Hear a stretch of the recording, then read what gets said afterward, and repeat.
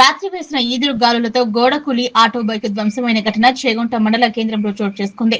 కర్నాన్పల్లి గ్రామంలో కట్ల స్వామి కుమార్ తన ఇంటి ముందు ఆటో బైక్ ఉంచడంతో ఇంటి గోడ కూలి 2 ధ్వంసమయ్యాయి.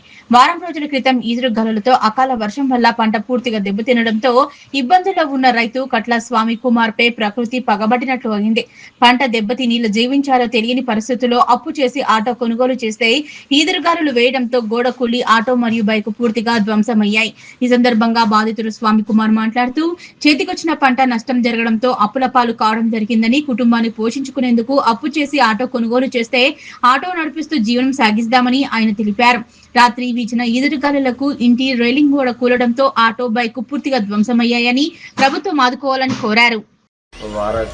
వారం రోజుల కిందట ఈదురుగాలులతో వర్షాలు పడి రాళ్ల వానలు పడి 3 ఎకరాల పంట చేను నాశనం అయింది.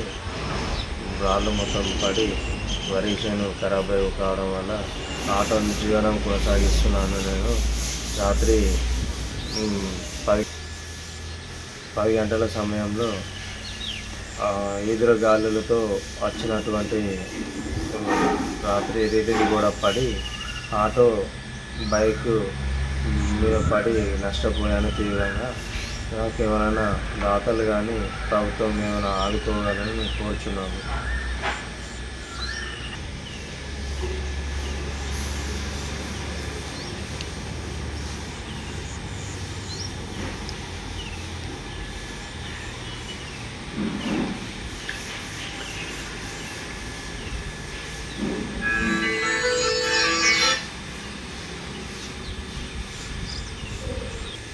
అక్కడికి వెళ్ళి కానీ ఒకతోనే జరిగింది వస్తే పోతుంది, అదేం కాదు. కానీ 2 గావిలు కూడా నీకు మొన్ననే జరిగింది.